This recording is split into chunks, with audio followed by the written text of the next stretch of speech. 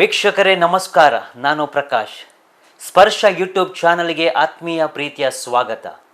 ಇವತ್ತು ನಾವು ನಮ್ಮ ಸ್ಟುಡಿಯೋದಲ್ಲಿ ಒಬ್ಬರು ವ್ಯಕ್ತಿ ಇದ್ದಾರೆ. ನಾವು ವ್ಯಕ್ತಿಗೆ ಹೇಳ್ತೇವೆ ಒಂದು ಟ್ಯಾಲೆಂಟ್ ಇದ್ದರೆ ಟ್ಯಾಲೆಂಟೆಡ್ ಪರ್ಸನ್ ಅಂತೇಳಿ. ಬಟ್ ಈ ವ್ಯಕ್ತಿ ಮಲ್ಟಿ ಟ್ಯಾಲೆಂಟೆಡ್, ಅಂದರೆ ತುಂಬ ಟ್ಯಾಲೆಂಟ್ಸ್ ಇರೋ ವ್ಯಕ್ತಿ.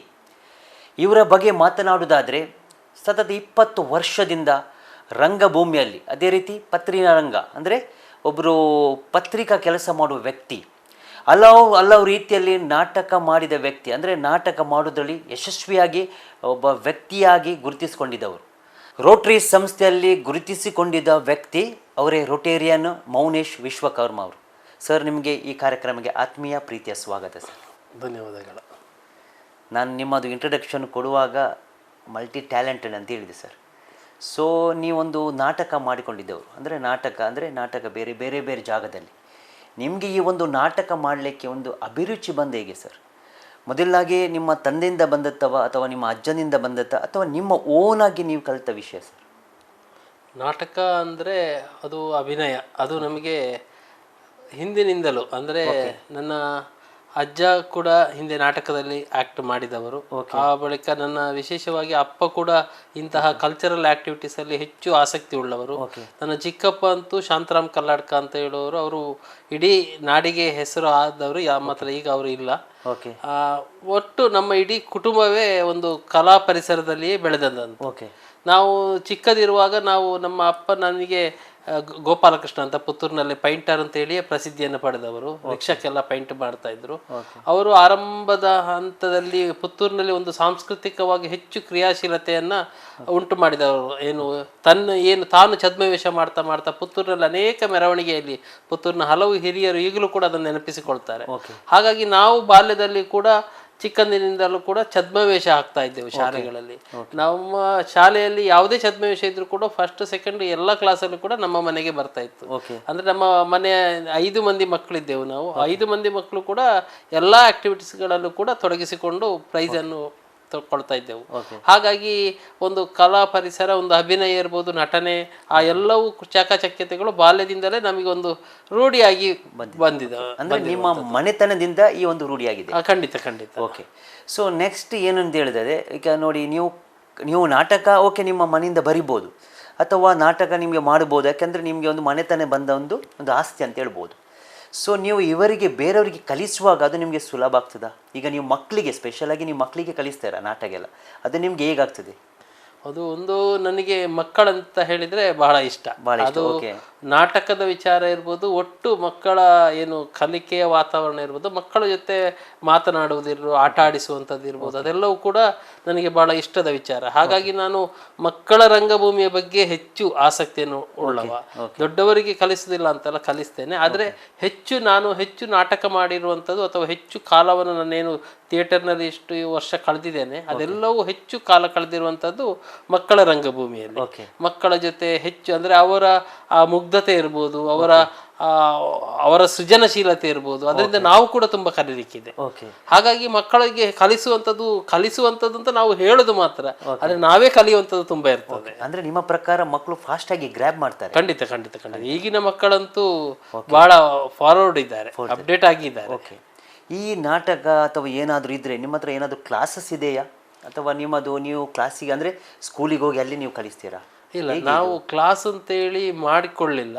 ಆದ್ರೆ ನಾವು ಹೆಚ್ಚಾಗಿ ಶಾಲೆಗಳಿಂದ ನಮಗೆ ಕರೆಗಳು ಬರ್ತದೆ, ಒಂದು ನಾಟಕವನ್ನು ಸಿದ್ಧಪಡಿಸಿಕೊಡ್ಬೇಕು ಅಂತ ಸಂದರ್ಭದಲ್ಲಿ ನಾವು ಶಾಲೆಗೆ ಹೋಗಿ ಮಕ್ಕಳನ್ನು ನೋಡಿ, ಮಕ್ಕಳ ವಯೋಮಾನ, ಮಕ್ಕಳ ಆಸಕ್ತಿ, ಅವರ ಇತಿಮಿತಿಗಳನ್ನು ಅರಿತುಕೊಂಡು ಅವರಿಗೆ ಬೇಕಾದ ಹಾಗೆ ನಾಟಕವನ್ನು ಕಟ್ಟಿಕೊಡ್ತಾ ಕೆಲಸ ಮಾಡ್ತಾ ಇದ್ದಾರೆ. ಉಳಿದಂತೆ ಬೇರೆ ಬೇರೆ ಬೀದಿ ನಾಟಕಗಳಿಗೂ ಕೂಡ ಸಂಘ ಸಂಸ್ಥೆಗಳು ನಮ್ಮನ್ನು ಕರೀತದೆ, ಪಂಚಾಯತಿಗಳು ಕರೀತದೆ, ಸರ್ಕಾರದ ಬೇರೆ ಬೇರೆ ಇಲಾಖೆಗಳು ನಮ್ಮನ್ನು ಕರೆದಾಗ ಅವರು ಹೇಳಿದಂಥ ವಿಷಯಗಳಿಗೆ ನಮ್ಮ ತಂಡ ಹೋಗಿ ನಾಟಕವನ್ನು ಮಾಡುವಂಥದ್ದು. ಅಥವಾ ಬೇರೆ ಬೇರೆ ಕಾಲೇಜಿನವರು ನಾಟಕ ಇಂಥ ವಿಚಾರದಲ್ಲಿ ನಮ್ಮ ಮಕ್ಕಳಿಗೆ ನಾಟಕವನ್ನು ಹೇಳಿಕೊಡ್ಬೇಕು ಅಂತ ಹೇಳಿದರೆ ಅವರಿಗೆ ಬೇಕಾದಂಥ ಸ್ಕ್ರಿಪ್ಟನ್ನು ತಯಾರು ಮಾಡಿ ಆ ಒಂದು ತಂಡಕ್ಕೆ ನಿರ್ದೇಶನವನ್ನು ಕೊಡುವಂಥ ಕೆಲಸ ಮಾಡ್ತೀವಿ. ಓಕೆ. ಎಲ್ಲ ರೀತಿಯಲ್ಲಿ ನೀವು ಅವರ ಮಕ್ಕಳಿಗೆ, ಅಂದರೆ ಅವರಿಗೆ ಯಾವಾಗ ಬೇಕು, ಹೇಗೆ ಬೇಕು, ಅದೆಲ್ಲ ನೀವು ಪ್ರಿಪೇರ್ ಮಾಡಿ? ಹೌದು, ಎಲ್ಲವೂ ಕೂಡ. ಅಂದರೆ ಒಂದು A to Z, ಈಗ ಒಂದು ನಾಟಕ ಬೇಕು ಅಂತ ಹೇಳಿದರೆ ಕೇವಲ ಸ್ಕ್ರಿಪ್ಟ್ ಸಾಕಾಗುದಿಲ್ಲ ಅಥವಾ ಡೈರೆಕ್ಷನ್ ಸಾಕಾಗುದಿಲ್ಲ, ಅದಕ್ಕೆ ಬೇಕಾದ ರಂಗ ಪರಿಕರಗಳು ಬೇಕಾಗ್ತದೆ. ರಂಗ ಪರಿಕರಗಳು ಅಥವಾ ಅವರಿಗೊಂದು ಹಾಡು ಬೇಕು, ಅದಕ್ಕೊಂದು ನೃತ್ಯ ಬೇಕು, ಆ ಎಲ್ಲವನ್ನು ಕೂಡ A to Z ಅನ್ನು ಕೂಡ ನಾನು ಅಥವಾ ನಮ್ಮ ಸಂಘಟಿಗರ ತಮ್ಮ ಸಂಸಾರ ತಂಡ ಅಂತ ಇದೆ. ಸಂಸಾರ ಅಂದ್ರೆ ಸಂಘಟನೆ, ಸಾಹಿತ್ಯ, ರಂಗಭೂಮಿ, ಈ 3 ಕ್ಷೇತ್ರಗಳ ಸಂಸಾರ ಆ ಒಂದು ಟೈಟ್ಲ್ ಇಟ್ಕೊಂಡು ನಮ್ಮ ತಂಡ ಕಳೆದ 19 ವರ್ಷಗಳಿಂದ ನಿರಂತರವಾಗಿ ಕೆಲಸ ಮಾಡ್ತಾ ಇದೆ. ಎಲ್ಲೆಲ್ಲಿ ಯಾವ ಯಾವ ಅಗತ್ಯತೆಗಳಿದೆಯೋ ಅದನ್ನೆಲ್ಲವನ್ನು ಪೂರೈಸುವಂತ ಕೆಲಸಗಳನ್ನ ಮಾಡ್ತಾ ಇದ್ದೇವೆ. ಅಂದ್ರೆ ನಿಮ್ಗೆ ಒಂದು ತಂಡ ಅಂತ ಇದೆ? ಹೌದು. ಓಕೆ, ಆ ತಂಡದಿಂದ ನಿಮ್ಗೆ ಸಪೋರ್ಟ್ ತುಂಬಾ ಸಿಗ್ತದ? ಹೌದು, ಅದು ಸಂಸಾರ ತಂಡ ಅಂತ ನಾನು ಯಾಕೆ ಮಾಡಿಕೊಂಡೆ ಅಂತ ಹೇಳಿದ್ರೆ, ಈಗ ಬೇರೆ ಬೇರೆ ಬೀದಿ ನಾಟಕಗಳನ್ನ ಮಾಡಿಸುವಂತಹ ಸಂದರ್ಭಗಳಲ್ಲಿ ಎಲ್ಲದರಲ್ಲೂ ಮತ್ತು ಒಂದೇ ತಂಡವನ್ನು ನಾವು ಹೆಚ್ಚು ಕಾಪಿಡ್ಲಿಕ್ಕೆ ಸಾಧ್ಯ ಇಲ್ಲ. ಈಗ ಒಂದು ಕಳೆದ 8-9 ವರ್ಷಗಳಿಂದ ನಿರಂತರವಾಗಿ ನಮ್ಮ ತಂಡದಲ್ಲಿರುವವರು ಇದ್ದಾರೆ. ಯಾಕಂತ ಹೇಳಿದ್ರೆ ನಾವು ಅವರಿಗೆ ಸಂಬಳ ಕೊಟ್ಟು ಅವರನ್ನು ನಮ್ಮ ಕಲಾವಿದರನ್ನಾಗಿ ಇಟ್ಟುಕೊಳ್ಳಿಕ್ಕೆ ಸಾಧ್ಯ ಇಲ್ಲ. ಏನಾದ್ರೂ ಇಲಾಖೆಗಳು ಕರೆದಾಗ, ಸಂಘ ಸಂಸ್ಥೆಗಳು ನಾಟಕ ಮಾಡಿ ಅಂತ ಹೇಳಿದಾಗ ನಾವು ಅವರಿಗೂ ಕೂಡ ನಾವು ಅದರಲ್ಲಿ ಅವರಿಗೂ ಕೂಡ ಗೌರವಧನವನ್ನು ಕೊಟ್ಟು ಅವರನ್ನು ಕೂಡ ನಮ್ಮ ಜೊತೆ ತೊಡಗಿಸಿಕೊಳ್ಳಿಕ್ಕೆ ಸಾಧ್ಯ ಆಗ್ತದೆ. ಅವರನ್ನು ಸಂಬಳ ಕೊಟ್ಟು ಇಡುವಷ್ಟು ದೊಡ್ಡ ಸಂಸ್ಥೆ ನಮ್ದು ಆಗ್ಲಿಲ್ಲ. ಯಾರಾದ್ರೂ ಸಂಘ ಸಂಸ್ಥೆಯವರು ಸಹಕಾರ ಮಾಡಿದ್ರೆ ಖಂಡಿತವಾಗಿ ಕೂಡ ನಾವು ಇನ್ನಷ್ಟು ಕ್ರಿಯಾಶೀಲತೆಯಿಂದ ತೊಡಗಿಸಿಕೊಳ್ಳಿಕ್ಕೆ ಸಾಧ್ಯ ಆಗ್ತದೆ. ಓಕೆ, ನೀವು ಬೀದಿ ನಾಟಕ ಅಂತ ಹೇಳಿದ್ರಿ ಸರ್. ಓಕೆ, ಬೀದಿ ನಾಟಕ ಅಂದರೆ ನೀವು ಅಲ್ಲೆಲ್ಲಿ ಹೋಗಿ ಮಾಡಿದ್ದು ಅಲ್ಲೆಲ್ಲಿ ಮಾಡಬೇಕಾಗ್ತದೆ. ಸೊ ನಿಮಗೆ ಇದಕ್ಕೆ ಸಹಕಾರದೊಂದು ಪ್ರೋತ್ಸಾಹ ಇದೆಯಾ? ಖಂಡಿತವಾಗಿ ಕೂಡ ಬೀದಿ ನಾಟಕ ಅನ್ನುವಂಥ ಒಂದು ಪ್ರಕಾರ ಈಗ ಹೆಚ್ಚು ಅಳಿವಿನಂಚಿಗೆ ಹೋಗ್ತಾ ಇದೆ. ಯಾಕೆ ಒಂದು ಕಡೆಯಿಂದ ನಾಟಕ ಮಾಡುವ ಕಲಾವಿದರು ಕಡಿಮೆ ಆಗಿದ್ದಾರೆ, ಇನ್ನೊಂದು ಕಡೆಯಿಂದ ಬೀದಿ ನಾಟಕಕ್ಕೆ ಅಂದ್ರೆ ಬೀದಿ ನಾಟಕ ಅಂತ ಹೇಳಿದ್ರೆ ಯಾವುದೋ ಒಂದು ಬಸ್ ಸ್ಟ್ಯಾಂಡ್ಗಳಲ್ಲಿ ಅಥವಾ ಸಂತೆಯಲ್ಲಿ ಜನಜಂಗುಳಿ ಇರುವಂತಹ ಪ್ರದೇಶಗಳಲ್ಲಿ ಮಾಡುವಂಥದ್ದು. ಬಹುಶಃ ಈಗ ಯಾರು ಕೂಡ ಬೀದಿ ನಾಟಕವನ್ನು 10 ನಿಮಿಷ 15 ನಿಮಿಷ ನಿಂತುಕೊಂಡು ನೋಡುವಂತ ವ್ಯವಧಾನ ಅಥವಾ ತಾಳ್ಮೆ ಯಾರಲ್ಲೂ ಕೂಡ ಇಲ್ಲ. ಈಗ ಏನಿದ್ರು ಕೂಡ ಅವರಿಗೆ ಫಾಸ್ಟ್ ಆಗಿ ನಡಿಬೇಕು. ನೀವು ಗಮನಿಸಿರುವುದು ಮೊಬೈಲ್ ನಲ್ಲಿ ರೀಲ್ಸ್ ಟಕ್ಕ ಮುಗಿಬೇಕು. 1 ಸೆಕೆಂಡ್ 2 ಸೆಕೆಂಡ್ 3 ಸೆಕೆಂಡ್ 5 ಸೆಕೆಂಡ್ ನಲ್ಲಿ ಅದನ್ನು ಕೂಡ ಪೂರ್ತಿ ನೋಡದ ಮನಸ್ಥಿತಿ ಈಗ ಇದೆ. ಫಾಸ್ಟ್. ಇಂಥ ಪರಿಸ್ಥಿತಿಯಲ್ಲಿ ಬೀದಿ ನಾಟಕ ಈಗ ಏನಾಗಿದೆ ಅಂತ ಹೇಳಿದ್ರೆ, ಕೆಲವು ಇಲಾಖೆಗಳು ಅದನ್ನು ಮಾಡಲೇಬೇಕು ಅಂತ ಹೇಳುವಂತ ರೀತಿಯಲ್ಲಿ ನಡೆಸ್ತಾ ಇದೆ. ಮತ್ತು ಇನ್ನೊಂದು ಕೆಲವು ಸಂಘ ಸಂಸ್ಥೆಗಳು ಅವರ ಒಂದು ಗಟ್ಟಿತನವನ್ನು ತೋರಿಸಿಕೊಳ್ಳಿಕ್ಕೆ ನಿಜವಾಗಿ ಕೂಡ ಅದು ಬೇಕು. ಒಂದು ಶಾಲೆ ಕಾಲೇಜಿನಲ್ಲಿ ಈಗ ವಿಶೇಷವಾಗಿ ಸಮಾಜ ಸೇವಾ ಕಾರ್ಯದ ವಿದ್ಯಾರ್ಥಿಗಳು ಅಂತಹ ಬೀದಿ ನಾಟಕದ ಪ್ರಕಾರವನ್ನು ಅವರು ಅರಿತುಕೊಂಡ್ರೆ ಅವರಿಗೆ ಅದು ಮುಂದಿನ ದಿನಗಳಲ್ಲಿ ಬಹಳ ಹೆಲ್ಪ್ ಆಗ್ತದೆ. ಈಗ ಒಬ್ಬ ಕಲಾವಿದ ಅಂತೇಳಿ ನಾಟಕ ಮಾಡಿ ಅವನು ನಾಟಕ ಕಲ್ತ ಅಂತ ಹೇಳಿ ಅವನು ದೊಡ್ಡ ಜನ ಆಗಿ ಅವನು ದೊಡ್ಡ ಆಕ್ಟರ್ ಆಗ್ತಾನೆ ಅನ್ನೋದಲ್ಲ, ಒಬ್ಬ ಒಳ್ಳೆಯ ವ್ಯಕ್ತಿ ಆಗ್ತಾನೆ. ಅದು ಬಹಳ ಮುಖ್ಯ. ಅಂದ್ರೆ ಇನ್ಫಾರ್ಮೇಶನ್ ಸಿಗ್ತದೆ ಅವನಿಗೆ ಇನ್ಫಾರ್ಮೇಶನ್ ಸಿಗ್ತದೆ ಮತ್ತು ಅವನು ಗಟ್ಟಿ ಆಗ್ತಾನೆ. ಒಂದು ಬೀದಿ ನಾಟಕ ಕಲಾವಿದ ಒಂದು 10 ಜನರಿಗೆ ಮೈಕ್ ಇಲ್ಲದೆ ಎಲ್ಲ ಹೇಳುವುದನ್ನು ಕೇಳಿಸಿಕೊಳ್ತಾನೆ ಅಂತ ಹೇಳಿ ಆದ್ರೆ ಅವನಿಗೆ ಒಂದು ಕಮಾಂಡಿಂಗ್ ಖಂಡಿತವಾಗಿ ಬರ್ತದೆ. ಈಗಿನ ಶಿಕ್ಷಣ ಪದ್ಧತಿಯಲ್ಲಿ ಮಕ್ಕಳಲ್ಲಿ ಕಮಾಂಡಿಂಗ್ ಇರುವುದಿಲ್ಲ. ಈಗೇನಾಗಿದೆ ಅಂತ ಹೇಳಿದ್ರೆ ಅಂಕಗಳು ಜಾಸ್ತಿ ಇರ್ಬೋದು, ಆದ್ರೆ ಒಂದು 10 ಮಂದಿಯನ್ನು ಒಟ್ಟಿಗೆ ಏಕಕಾಲಕ್ಕೆ ಅವನು ನಿಯಂತ್ರಿಸಲಿಕ್ಕೆ ಸಾಧ್ಯ ಇಲ್ಲ. ಆದ್ರೆ ಒಬ್ಬ ಕಲಾವಿದನಾದ್ರೆ ಅವನಿಗೆ ಅವನು ಹೇಳುವ ವಿಚಾರವನ್ನು ಅವರ ಕಿವಿಗೆ ಮಾತ್ರವಲ್ಲ ಅವರ ಹೃದಯಕ್ಕೆ ಮುಟ್ಟಿಸುವಂತ ಶಕ್ತಿ ಒಬ್ಬ ಕಲಾವಿದನಿಗೆ ಇರ್ತದೆ. ಆ ಒಂದು ಸಾಧ್ಯತೆಗಳು ಈ ನಮ್ಮ ವಿದ್ಯಾರ್ಥಿಗಳಲ್ಲಿ ಸಿಗಬೇಕು ಅಂತ ಹೇಳಿ ಆದ್ರೆ ಅವರು ಬೀದಿ ನಾಟಕದಂತಹ ಒಂದು ಪ್ರಕಾರ ಇದೆಯಲ್ಲ ಅದರಲ್ಲಿ ತೊಡಗಿಸಿಕೊಳ್ಳಬೇಕಾದ ಅನಿವಾರ್ಯತೆ ಖಂಡಿತವಾಗಿ ಕೂಡ ಇದೆ. ಅಲ್ಲ, ನಾನು ಸುಮಾರು ಜನ ನೋಡಿದ್ದೇನೆ ಸರ್. ಯಾಕೆಂದ್ರೆ ಈ ಬೀದಿ ನಾಟಕ ಮಾಡಿ ರಂಗಭೂಮಿಯಲ್ಲಿ ಮಿಂಚಿ ಇವತ್ತು ದೊಡ್ಡ ದೊಡ್ಡ ಆರ್ಟಿಸ್ಟ್ ಆಗಿದ್ದಾರೆ. ಖಂಡಿತ. ಯಾಕೆಂದ್ರೆ ನಾವು ಬೀದಿ ನಾಟಕ ಅಂತೇಳಿ ನಾವು ಏನೋ ಸಿಂಪಲ್ ಅಂತ ಹೇಳಲಿಕ್ಕೆ ಖಂಡಿತ ನೀವು ಹೇಳುವ ಪ್ರಕಾರ ಒಂದು ಕಾನ್ಫಿಡೆನ್ಸ್ ಲೆವೆಲ್ ಇನ್ಕ್ರೀಸ್ ಆಗುತ್ತೆ. ಓಕೆ, ಒಂದು ನಾಟಕ ಅಂತ ಹೇಳಿದ್ರೆ ಅದಕ್ಕೆ ಗೀತೆ ಇಂಪಾರ್ಟೆಂಟ್ ಸರ್. ಸೊ ಯಾವ್ದಾದ್ರು ಗೀತೆ ನಮ್ಗೆ ಆಡ್ಬೋದು ವೀಕ್ಷಕರಿಗೆ? ಏನಾದ್ರೂ ಅದೊಂದು ನಿಮ್ಮದು ಕಾನ್ಫಿಡೆನ್ಸ್ ಇದೆಯಾ? ಖಂಡಿತವಾಗಿ ಕೂಡ ನಾವು ಬೀದಿ ನಾಟಕ ತುಂಬಾ ಆರೋಗ್ಯ ಇಲಾಖೆದು ಮಾಡಿದ್ದೇನೆ. ಸ್ಪೆಷಲ್ ಆಗಿ ನಮ್ಮ ಚುನಾವಣೆ ಬಂದಾಗ ಸ್ವೀಪ್ ಸಮಿತಿಯವರು ಮತದಾರರನ್ನು ಜಾಗೃತಿಗೊಳಿಸುವಂತಹ ನಿಟ್ಟಿನಲ್ಲಿ ನಡೆಸುವಂತಹ ಒಂದು ಬೀದಿ ನಾಟಕ ಅದನ್ನು ನಮ್ಮ ತಂಡವು ಕೂಡ ಬೇರೆ ಬೇರೆ ಕಡೆಯಲ್ಲಿ ಲಾಸ್ಟ್ ಟೈಮ್ ರೋಟರಿ ಸಂಸ್ಥೆಯಿಂದ ನಾವು ಪುತ್ತೂರಿಂದ ಆರಂಭ ಮಾಡಿ ಚಾಮರಾಜನಗರದವರೆಗೂ ಕೂಡ ಪ್ರತಿ ಝೋನ್ನಲ್ಲೂ ಕೂಡ 2 ದಿವಸಗಳಲ್ಲಿ 21 ಪ್ರದರ್ಶನಗಳನ್ನು ನಮ್ಮ ತಂಡ ಕೊಟ್ಟಿದೆ. 21. ಬಹುಶಃ ಅದೊಂದು ರೆಕಾರ್ಡ್ ಅಂತ ಕಾಣ್ತದೆ. ಅಂದ್ರೆ ಅಷ್ಟು ಸ್ಪೀಡ್ ಆಗಿ ನಮ್ಮ ವೆಹಿಕಲ್ ಕೂಡ ಹೋಗಿದೆ. ಎಲ್ಲ ಕಡೆ ಬಸ್ ಸ್ಟ್ಯಾಂಡ್, ಸಂತೆ, ಆ ಜನಜಂಗುಳಿ ಇರುವಂತ ಪ್ರದೇಶದಲ್ಲಿ ಕೇವಲ 10 ರಿಂದ 15 ನಿಮಿಷದ ನಾಟಕ. ಅದು ಅಷ್ಟು ಫಾಸ್ಟ್ ಆಗಿ ನಾವು ನಮ್ಮ ರಥ ಕೂಡ ಓಡಿದೆ. ಹಾಗಾಗಿ ಅದು ಅಷ್ಟು ಮಾಡಲಿಕ್ಕೆ ಸಾಧ್ಯ ಆಯಿತು. ಬಹುಶಃ ಆ ಸಂದರ್ಭದಲ್ಲಿ ನಾವು ಪುತ್ತೂರಿನಲ್ಲಿ ಕೂಡ ಮಹಿಳಾ ಕಾಲೇಜಿನ ಮಕ್ಕಳಿಗೆ ಸ್ವೀಪ್ ನ ಬಗ್ಗೆ ಒಂದು ನಾಟಕ ಮಾಡಿದ್ದೆವು. ಪುತ್ತೂರಿನ ಸಹಾಯಕ ಆಯುಕ್ತರು ಕೂಡ ಅದನ್ನು ಜುಬಿನ್ ಮೊಹಪಾತ್ರ ಅವರು ವೀಕ್ಷಿಸಿದ್ದಾರೆ, ಬಹಳ ಮೆಚ್ಚುಗೆಯನ್ನು ಕೂಡ ವ್ಯಕ್ತಪಡಿಸಿದ್ದಾರೆ. ಅದರಲ್ಲಿ ನಾವೊಂದು ಹಾಡನ್ನು ಬಳಕೆ ಮಾಡಿದ್ದೆವು. ಅದನ್ನು ನಾನೀಗ ಒಂದು ಲೈನ್ ಹಾಡ್ತೇನೆ. ಓಕೆ, ಖಂಡಿತ ಸರ್, ಖಂಡಿತ.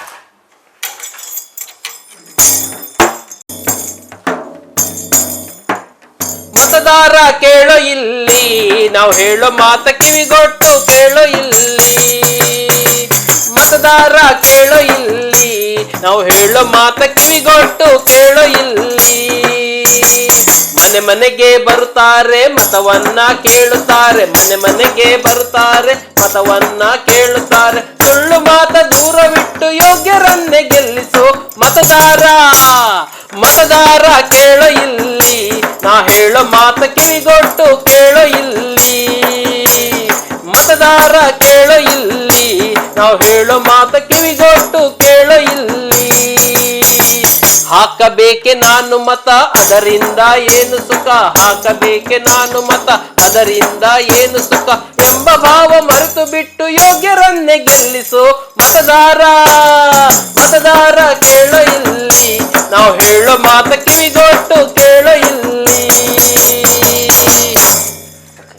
ಸೊ ಇದು ಒಂದು ಬೀದಿ ನಾಟಕ ಅಂದ್ರೆ ಒಂದು ಜನರಿಗೆ ಒಂದು ಜಾಗೃತಿಗೊಳಿಸುವ. ಹೌದು. ಈಗ ನೀವ್ ಹೇಳಿದ್ರಿ ಓಟ್ ಅಂದ್ರೆ ಓಟು ಯಾರಿಗೆ ಹಾಕು, ಅದನ್ನ ಯೋಗ್ಯರನ್ನು ಗೆಲ್ಲಿಸಿ, ಯೋಗ್ಯರನ್ನು ಗೆಲ್ಲಿಸಿ ಅಂತೇಳಿ ಈ ಒಂದು ಗೀತೆ ಮೂಲಕ ನೀವು ಹಾಡಿದ್ರಿ. ಭಾರಿ ಖುಷಿ ಆಯ್ತು. ಈಗ ನೀವು ನಿಮ್ಮ ವೃತ್ತಿಯಲ್ಲಿ ನೀವು ಒಬ್ರು ರಿಪೋರ್ಟರ್, ಅದು ನೀವು ಹೇಗೆ ಕೊಂಡೋಗ್ತೀರಾ? ನಾನು ಕಳೆದ 20 ವರ್ಷಗಳಿಂದ ಆರಂಭ ಹಂತದಲ್ಲಿ ನಾನು ಮುಂದುವರಿಕಾ ಶಿಕ್ಷಣ ಯೋಜನೆಯಲ್ಲಿ ಒಬ್ಬ ಪ್ರೇರಕನಾಗಿ ಸೇರಿಕೊಂಡೆ.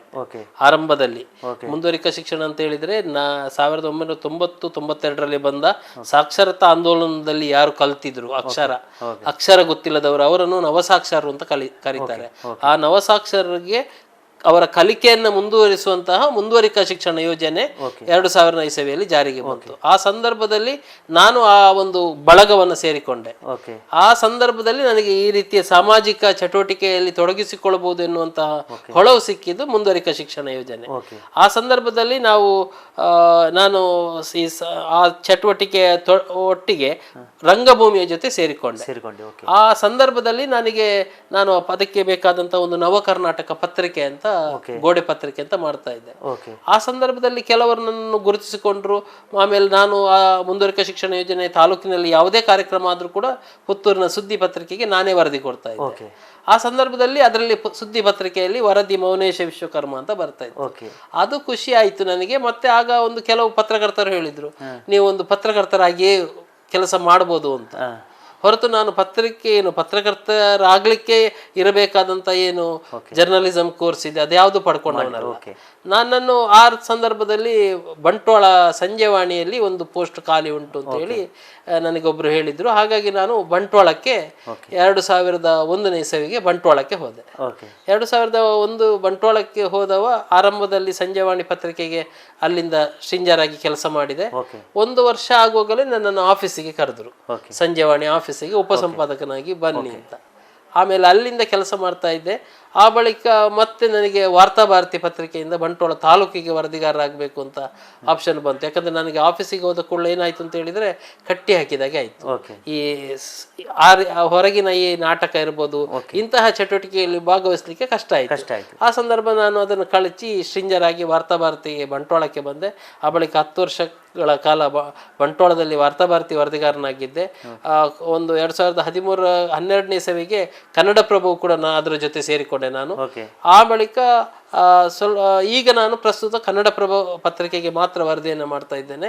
ಮತ್ತೆ ದೈಜಿ ವರ್ಲ್ಡ್ ವೆಬ್ಸೈಟಿಗೆ ನಾನು ಬಂಟ್ವಾಳದಿಂದ ವರದಿಯನ್ನು ಮಾಡ್ತಾ ಇದ್ದೇನೆ. ನ್ಯೂಸ್ ಕರ್ನಾಟಕಕ್ಕೆ, ಪ್ರತಿನಿಧಿ ಅನ್ನುವಂತ ಮೈಸೂರಿನ ಒಂದು ಪತ್ರಿಕೆಗೂ ಕೂಡ ನಾನು ಬಂಟ್ವಾಳದಿಂದ ವರದಿಯನ್ನು ಮಾಡ್ತಾ ಇದ್ದೇನೆ. ಮತ್ತೆ ಹೌದೌದು, ಸ್ಟ್ರಿಂಜರ್ ಆಗಿರುವುದರಿಂದ. ಹಾಗಾಗಿ ನೀವು ಹೇಳಿದ್ರಿ ನಾಟಕವನ್ನು ಎರಡನ್ನು, ಬಹುಶಃ ಒಂದು ಫುಲ್ ಟೈಮ್ ಪತ್ರಕರ್ತ ಅಂತ ಹೇಳಿದ್ರೆ ನನ್ನ ಆಫೀಸ್ ಸ್ಟಾಫ್ ಆಗಿ ವರ್ಕ್ ಮಾಡೋದಾದ್ರೆ ನನಗೆ ಇಂತಹ ಚಟುವಟಿಕೆಯಲ್ಲಿ ತೊಡಗಿಸಿಕೊಳ್ಳಲಿಕ್ಕೆ ಕಷ್ಟ ಆಗ್ತದೆ. ನಾನೊಬ್ಬ ಸ್ಟ್ರಿಂಜರ್ ಆಗಿ ನಾನು ತೊಡಗಿಸಿಕೊಂಡಿರೋದ್ರಿಂದ ನನಗೆ ಆ ಕಡೆಯಿಂದ ಪತ್ರಿಕಾ ರಂಗವು ಈ ಕಡೆಯಿಂದ ನಾಟಕ ರಂಗಕ್ಕೂ ಕೂಡ ಜೊತೆಯಾಗಿ ಕೆಲಸ ಮಾಡಲಿಕ್ಕೆ ಅವಕಾಶ, ಮತ್ತು ವಿಶೇಷವಾಗಿ ನಮ್ಮ ಕಚೇರಿ ಕಡೆಯಿಂದ ಕೂಡ ನನ್ನ ಕೆಲಸಗಳಿಗೆ ಸಪೋರ್ಟ್ ಇರೋದ್ರಿಂದ ನಿರಾತಂಕವಾಗಿ ನಡೀತಾ ಇದೆ. ಸೊ ನೀವೀಗ ರಂಗಭೂಮಿಯಲ್ಲಿ ಮಿಂಚಿದ ವ್ಯಕ್ತಿ, ಪತ್ರಿಕೆಯಲ್ಲಿ ಸಹ ನೀವು ಕೆಲಸ ಮಾಡ್ತೀರಾ, ಹಲವು ನಾಟಕ ನೀವು ನಿರ್ದೇಶನ ಮಾಡಿದ್ದೀರಾ. ಈಗ ನಿಮ್ಮದು ಕ್ರಾಫ್ಟಿಂಗ್ ಅಂತ ಇದೆಲ್ಲ, ಅದೇನದು ಕ್ರಾಫ್ಟಿಂಗ್? ಯಾವ ರೀತಿ ನೀವು ಕ್ರಾಫ್ಟಿಂಗ್ ಮಾಡ್ತೀರಾ? ಅಂದರೆ ಮಕ್ಕಳನ್ನು ಆಕರ್ಷಣೆ ಮಾಡಲಿಕ್ಕೆ ಅಥವಾ ಒಂದು ನಾಟಕ ಮಾಡುವ ನಿರ್ದೇಶಕ ಇರ್ಬೋದು, ಅವರಿಗೆ ಒಂದಿಷ್ಟು ಮಕ್ಕಳ ಜೊತೆ ಕೆಲಸ ಮಾಡುವಾಗ ಮಕ್ಕಳಿಗೆ ಕಲಿಸಬೇಕಾದಂಥ ಕೆಲವು ಸ್ಕಿಲ್ಗಳು ಗೊತ್ತಿರಬೇಕು. ಗೊತ್ತಿದ್ರೆ ಮಾತ್ರ ಒಂದು ನಾಟಕ ಅವರು ತೆಗೆದುಕೊಳ್ಳುವ ನಾಟಕ ಪರ್ಫೆಕ್ಟ್ ಆಗಿರ್ತದೆ.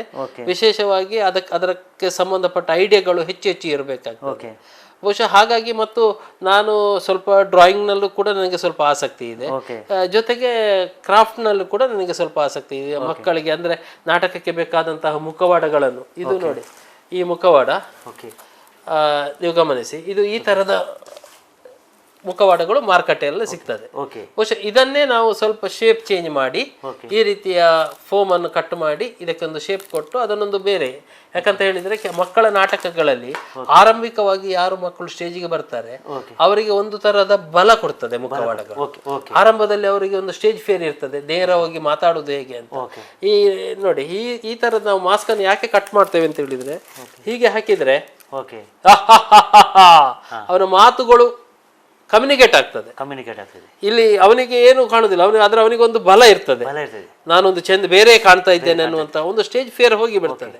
ಅದು ಆರಂಭಿಕದಲ್ಲಿ. ಮತ್ತು ವಿಶೇಷವಾಗಿ ಕೆಲವೊಂದು ನಾಟಕಗಳಲ್ಲಿ ಈ ಮುಖವಾಡಗಳನ್ನು ಯಾಕೆ ಬಳಸ್ತೇವೆ ಅಂತ ಹೇಳಿದ್ರೆ ಅವರ ಪಾತ್ರವನ್ನ ಬದಲಾಯಿಸಲಿಕ್ಕೆ.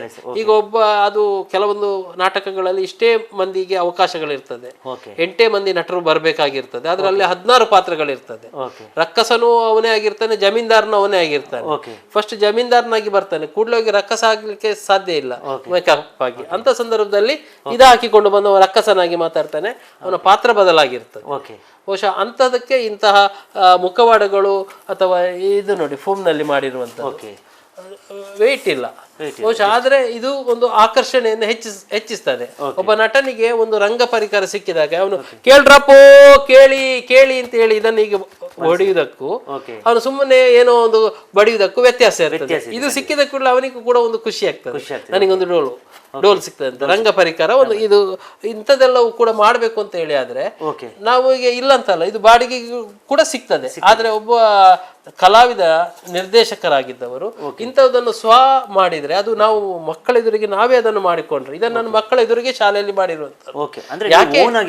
ಹೌದು, ಯಾಕೆ ಮಾಡ್ತೇನೆ ಅಂತ ಹೇಳಿದ್ರೆ ಮಕ್ಕಳಿಗೆ ಅದೊಂದು ಖುಷಿ. ಯಾಕಂದ್ರೆ ಕೆಲವು ಮಕ್ಕಳು ಅಂತಹ ಕ್ರಿಯೇಟಿವ್ ಮಕ್ಕಳು ಇರ್ತಾರೆ, ಅವರಿಗೆ ಅಲ್ಲಿ ಒಂದು ಏನೋ ಒಂದು ಅವರಿಗೊಂದು ಐಡಿಯಾ ಸಿಗ್ತದೆ, ಹೌದು ನಾನು ಯಾಕೆ ಮಾಡಬಾರ್ದು, ಇವತ್ತು ಇದನ್ನು ನೋಡ್ತಾರೆ, ನಾಳೆ ಹೋಗಿ ಒಂದು ದೊಡ್ಡ ಬಾವಿಯನ್ನೇ ಅವ್ರು ಮಾಡಬಹುದು.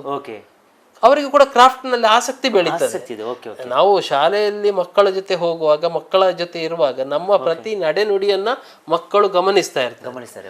ಅಂತ ಸಂದರ್ಭದಲ್ಲಿ ನಾವು ಅವರಿಗೆ ಒಂದು ಮೋಟಿವೇಶನ್ ಆಗ್ತಾನೆ ಇರ್ಬೇಕು. ಅದನ್ನು ನಾನು ನಿಜವಾಗಿ ನಾನು ತಿಳ್ಕೊಳ್ಳುವಂಥದ್ದು ಅದು. ಅಂದ್ರೆ ನಮ್ಮ ಪ್ರತಿ ನಡೆನುಡಿ ಕೂಡ ಮಕ್ಕಳಿಗೆ ಮೋಟಿವೇಶನ್. ಹಾಗಾಗಿ ಇಂಥ ಕ್ರಾಫ್ಟ್ಗಳನ್ನು ನಾನು ಇಟ್ಕೊಂಡಿದ್ದೇನೆ. ಮತ್ತೆ ಕೆಲವು ಬೇಸಿಗೆ ಶಿಬಿರಗಳಲ್ಲಿ ಕೂಡ ಇಂಥ ಮಕ್ಕಳಿಗೆ ನಾವು ಇಂತಹ ಕ್ರಾಫ್ಟ್ ವರ್ಕ್ಗಳು ಅಗತ್ಯ ಬೀಳ್ತದೆ. ನಾವು ಅಂತಹ ಒಂದು ಕತ್ತರಿ ಕೆಲಸಗಳು ಬೇರೆ ಬೇರೆ ಸಿಂಪಲ್ ಪೇಪರ್ ಅಲ್ಲಿ, ಇದು ಪೇಪರ್, ಕ್ರಾಫ್ಟ್ ಪೇಪರ್. ಅಂದ್ರೆ ಮಕ್ಕಳಿಗೆ ಅವರ ಆಸಕ್ತಿಯನ್ನು ನಾವು ಗುರುತಿಸಿದ್ರೆ, ಯಾಕಂತ ಹೇಳಿದ್ರೆ ನಾವು ಮಾಡುದು ಚಂದ ಅಂತಲ್ಲ, ಆದ್ರೆ ಮಕ್ಕಳಿಗೆ ಒಂದು ಹೊಳವು ಉಂಟಲ್ಲ, ಅದು ಸಿಕ್ಕಿದಾಗ ಮಕ್ಕಳು ಹೆಚ್ಚು ಖುಷಿ ಪಡ್ತಾರೆ ಕೂಡ, ಮತ್ತೆ ಇಂಟ್ರೆಸ್ಟ್ ಬರ್ತದೆ. ಅದು ಮುಖ್ಯವಾಗಿ ಬೇಕಾಗಿರುವಂಥದ್ದು. ಅದು ಮಕ್ಕಳಿಗೆ ಹೌದಲ್ಲ ನಮಗೂ ಸಹ ಹೀಗೆ ಮಾಡ್ಬೋದಲ್ಲ ಅಂತ ಹೇಳುವಂಥದ್ದು ಮಕ್ಕಳಿಗೆ ಬಂದ್ಬಿಟ್ರೆ ಮಕ್ಕಳ ಆಸಕ್ತಿ ಕೂಡ ಹೆಚ್ಚುತ್ತದೆ. ಹಾಗಾಗಿ ನಾವು ಯಾವಾಗಲೂ ಕೂಡ ಒಂದು ಕಲಾವಿದರಾದವರು, ಸಾಮಾನ್ಯವಾಗಿ ಎಲ್ಲ ಕಲಾವಿದರಿಗೂ ಕೂಡ ಇಂಥ ಒಂದು ಆಕ್ಟಿವಿಟಿಗಳನ್ನ ಇಟ್ಟುಕೊಂಡಿರ್ತಾರೆ. ಅಂದ್ರೆ ನಾನು ಮಾತ್ರ ಅಲ್ಲ, ಅಂದ್ರೆ ಮತ್ತೆ ನಾನು ಮಾಡಿದ್ದೇ ಚಂದ ಅಂತಲ್ಲ. ಯಾಕಂತ ಹೇಳಿದ್ರೆ ಚಂದದ ಕಲಾಕೃತಿಗಳನ್ನು ಮಾಡುವ ತುಂಬಾ ಕಲಾವಿದರಿದ್ದಾರೆ. ಅಂದ್ರೆ ಇದು ಫೋಮ್ ಅಥವಾ ದೊಡ್ಡ ಶೀಟ್ಗಳಲ್ಲಿ ಮಾಡಿ ನಾವು ಅದನ್ನು ಇನ್ನಷ್ಟು ವಿಸ್ತಾರ ಮಾಡಿಕೊಳ್ಬಹುದು. ಅಂದ್ರೆ ಮತ್ತೆ ಇನ್ನೊಂದು, ಮಕ್ಕಳು ಒಮ್ಮೆಲೆ ಕೆಲವೊಮ್ಮೆ ಏನ್ ಮಾಡ್ತಾರೆ ಅಂತ ಹೇಳಿದ್ರೆ, ಈಗ ಮಕ್ಕಳಿಗೆಲ್ಲ ಮೊಬೈಲ್ ನಲ್ಲಿ ಬೇಕಾದಷ್ಟು ಸಿಗ್ತದೆ, ಆದ್ರೆ ಕಲಿಕೆ ಅನ್ನುವಂಥದ್ದು ಅವರ ಅನುಭವಕ್ಕೆ ಬಂದಾಗ, ಈಗ ನಮ್ಮ ಎದುರೇ ಈಗ ಮೊಬೈಲ್ ನಲ್ಲಿ ಅವರೀಗ ಅವರ ಕುತೂಹಲಗಳು ಕೂಡ ಅಂದರೆ ಕ್ರಾಫ್ಟ್ ಇದನ್ನೆಲ್ಲ ನೋಡ್ತಾರೆ ಅವರು. ಯಾವುದು ಸಾಮಾನ್ಯವಾಗಿ ಈಗ ಕಾರ್ಟೂನ್ಗಳನ್ನು ನೋಡ್ತಾರೆ. ಕಾರ್ಟೂನ್ಗಳಲ್ಲಿ ಏನೇನೋ ಕಾಣ್ತದೆ, ಆದರೆ ವಾಸ್ತವ ಹಾಗೆ ಇಲ್ಲ. ಈಗ ಕಾರ್ಟೂನ್ ನಲ್ಲಿ ಇರುವಂತ ಒಂದು ಗೊಂಬೆ ಒಂದು ಮೊಸಳೆಯನ್ನು ತಿಂದಿತ್ತು ಅಂತ ಹೇಳಿ ತೋರಿಸ್ತಾರೆ. ಆದ್ರೆ ಇವರಿಗೆ ಅದನ್ನೇ ಮಾಡ್ಲಿಕ್ಕೆ ಹೋದ್ರೆ ಇವರಿಗೆ ಸಾಧ್ಯ ಇಲ್ಲ.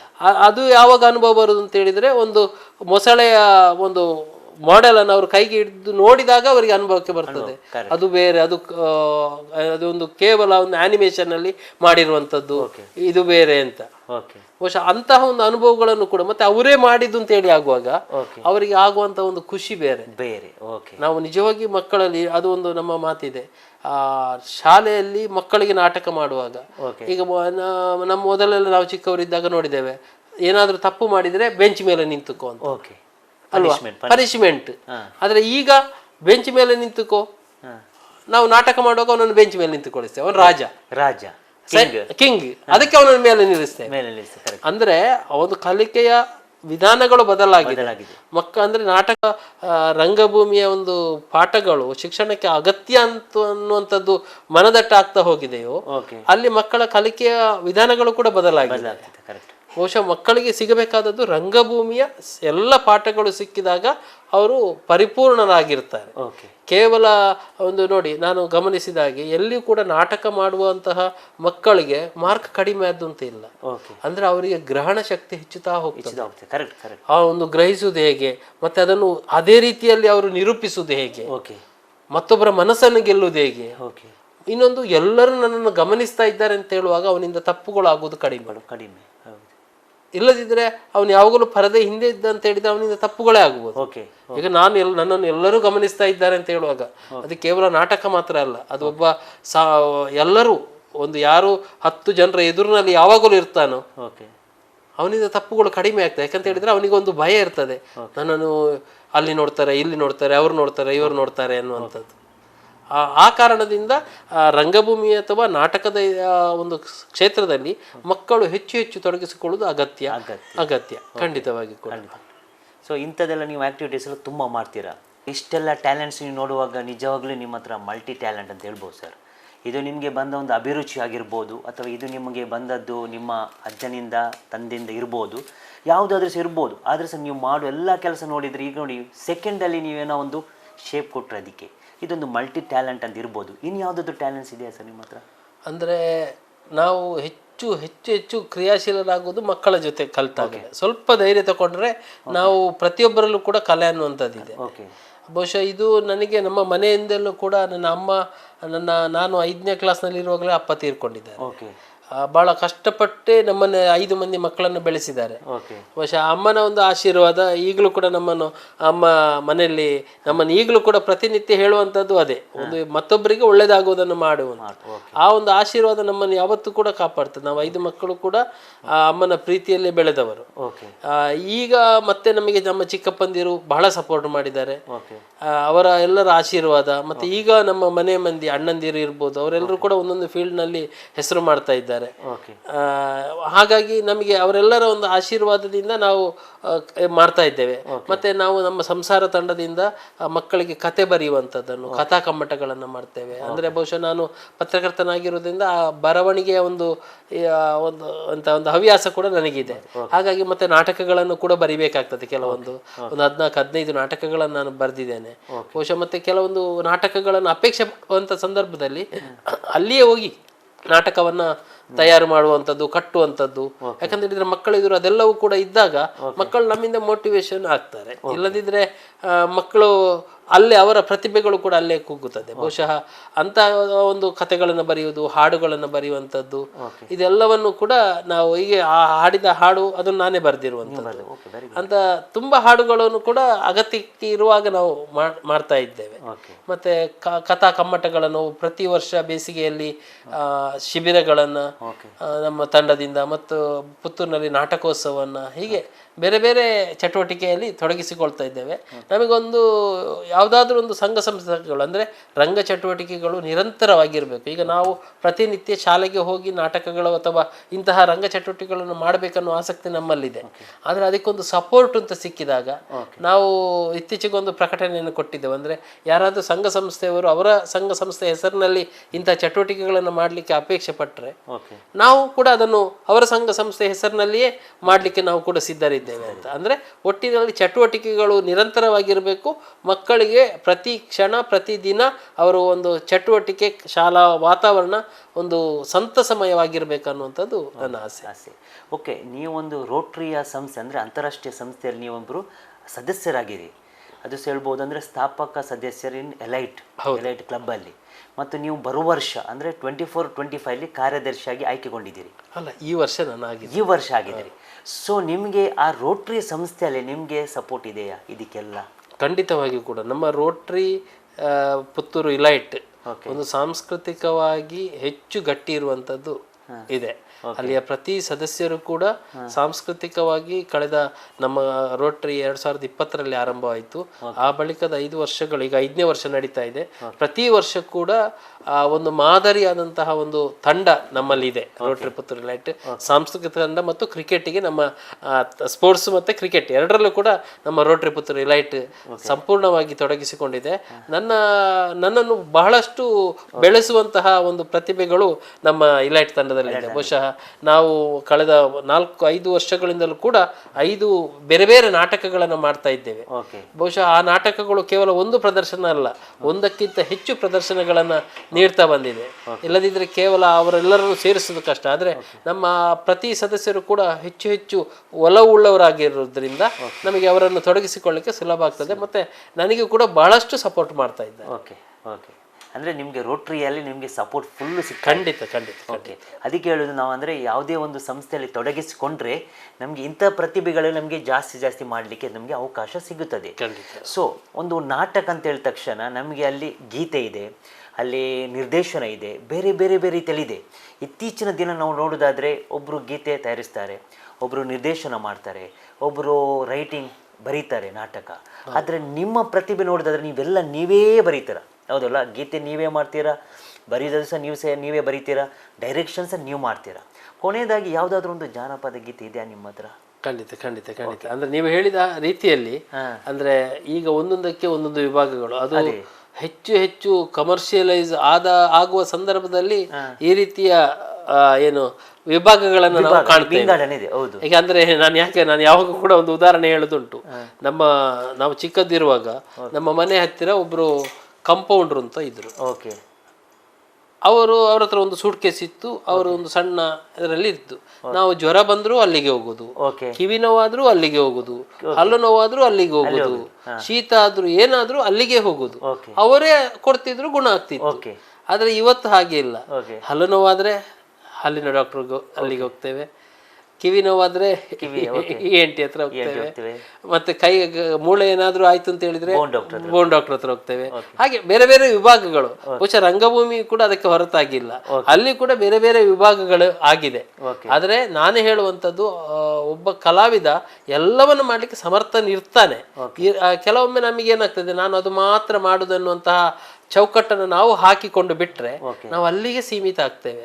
ನಾವೊಂದು ಶಾಲೆಯಲ್ಲಿ ಮಕ್ಕಳ ಜೊತೆ ಕೆಲಸ ಮಾಡುವವರು ಆ ಎಲ್ಲ ಸಾಧ್ಯತೆಗಳನ್ನು ಮಕ್ಕಳ ಮುಂದೆ ತೆರೆದಿಟ್ರೆ ಮಕ್ಕಳಿಗೆ ಒಂದು ಆತ್ಮವಿಶ್ವಾಸ ಬರ್ತದೆ. ನಾನು ಅದು ಮಾಡಬಲ್ಲೆ, ಇದು ಮಾಡಬಲ್ಲೆ, ಇಲ್ಲ ನನಗೆ ಚಿತ್ರ ಮಾತ್ರ ಬರ್ಲಿಕ್ಕೆ ಸಾಧ್ಯ, ನನಗೆ ಕವನ ಬರ್ಲಿಕ್ಕೆ ಸಾಧ್ಯ ಇಲ್ಲ ಅನ್ನುವಂಥದ್ದು ಮಕ್ಕಳ ಮನಸ್ಸಲ್ಲಿ ಬಂದ್ರೆ ಆ ಮಕ್ಕಳು ಅಲ್ಲಿ ಅವರಲ್ಲಿ ಯಾವ ಸ್ಕಿಲ್ ಉಂಟು ಅಂತ ನಮಗೆ ಗೊತ್ತಾಗುದಿಲ್ಲ. ನಾವು ಹೋಗಿ ಒಂದು ನಾಟಕ ಮಾಡಿಸಿ ಬರ್ಬೋದು, ಆದ್ರೆ ಅಲ್ಲಿ ಯಾವ ಸ್ಕಿಲ್, ಆದ್ರೆ ಮತ್ತೆ ಅವರವರನ್ನೇ ಪ್ರಶ್ನೆ ಮಾಡಿ ಅವರಲ್ಲಿರುವ ಪ್ರತಿಭೆಯನ್ನು ಅವರೇ ಹುಡುಕಿಕೊಳ್ಳುವಂಥದ್ದು ಬಹಳ ಮುಖ್ಯ. ಅದಕ್ಕೆ ನಾವು ಹೋದವರು, ಶಾಲೆಗಳಲ್ಲಿ ಮಕ್ಕಳ ಜೊತೆ ಕೆಲಸ ಮಾಡುವವರು ಪ್ರೇರಣೆ ಆಗ್ಬೇಕನ್ನೋದು ನನ್ನ ಆಸೆ. ಇದೊಂದು ನಾನೀಗ ಹಾಡುವಂಥದ್ದು ಸುಗ್ಗಿಯ ಹಾಡು. ಒಂದು 2 ಚರಣ ಹಾಡ್ತೇವೆ. ಸುಗ್ಗಿ ಮಾಡೋಣ ಬಾರಣ್ಣ ಬಾರಣ್ಣ, ಸುಗ್ಗಿ ಮಾಡೋಣ ಬಾರಣ್ಣ, ಸುಗ್ಗಿ ಮಾಡೋಣ ಬಾರಣ್ಣ ಬಾರಣ್ಣ, ಸುಗ್ಗಿ ಮಾಡೋಣ ಬಾರಣ್ಣ. ಸಗ್ಗಾದ ಹೊಲಗಳ ಕೊಯ್ಯುತ್ತ ಹೊಲದಳು, ಸಗ್ಗಾದ ಫಲಗಳ ಕೊಯ್ಯುತ್ತ ಹೊಲದಳು, ಹಿಗಿಲಿ ಕರೆದ ಸುಗ್ಗಿ ಮಾಡೋಣ ಬರಣ್ಣ ಬಾರಣ್ಣ ಸುಗ್ಗಿ ಮಾಡೋಣ ಬರಣ್ಣ ಸುಗ್ಗಿ ಮಾಡೋಣ ಬರಣ್ಣ ಬಾರಣ್ಣ ಸುಗ್ಗಿ ಮಾಡೋಣ ಬರಣ್ಣ ಹೊಲದೊಡೆಯ ಕರೆದಾಗ ನಾವೆಲ್ಲರೂ ಮುದದಿಂದ ಹೋಗಲೇಬೇಕು ಹೊಲದೊಡೆಯ ಕರೆದಾಗ ನಾವೆಲ್ಲರೂ ಮುದದಿಂದ ಹೋಗಲೇಬೇಕು ಹೊಲವನ್ನು ಹದ ಮಾಡಿ ಭತ್ತದ ಬೀಜ ಬಿತ್ತಿ ಹೊಲವನ್ನು ಹದ ಮಾಡಿ ಭತ್ತದ ಬೀಜ ಬಿತ್ತಿ ಬೇಸಾಯ ಮಾಡಬೇಕು ಓ ಗೆಳೆಯ ಬೇಸಾಯ ಮಾಡಬೇಕು ಬೇಸಾಯ ಮಾಡಬೇಕು ಓ ಗೆಳೆಯ ಬೇಸಾಯ ಮಾಡಬೇಕು. ಸೊ ಖುಷಿಯಾಗಿ ತುಂಬ ಜಾನಪದ ಕೇಳಿ. ಅಂದರೆ ಇಂಥ ಗೀತೆಗಳನ್ನ ಕೇಳೋದು ವೆರಿ ರೇರ್ ಸರ್ ನಮ್ದಾಗೆ. ಅಂದರೆ ಈಗ ಏನು ಹೇಳಿದ್ರೆ ಮ್ಯೂಸಿಕ್ ಅದು ಇದು ಅಂತೇಳಿದೆ, ಇಂಥ ಜಾನಪದ ಕೇಳುವಾಗ ನಮಗೆ ತುಂಬ ನೆಮ್ಮದಿ ಕೊಡ್ತವೆ. ಅದು ಸಹ ನಾವು ಬೆಳಿಗ್ಗೆ ಹೊತ್ತಲ್ಲಿ ನಾವು ಜಾನಪದ ಕೇಳಿದರೆ ಅದಷ್ಟು ನೆಮ್ಮದಿ ಬೇರೆ ಯಾವುದಿಲ್ಲ.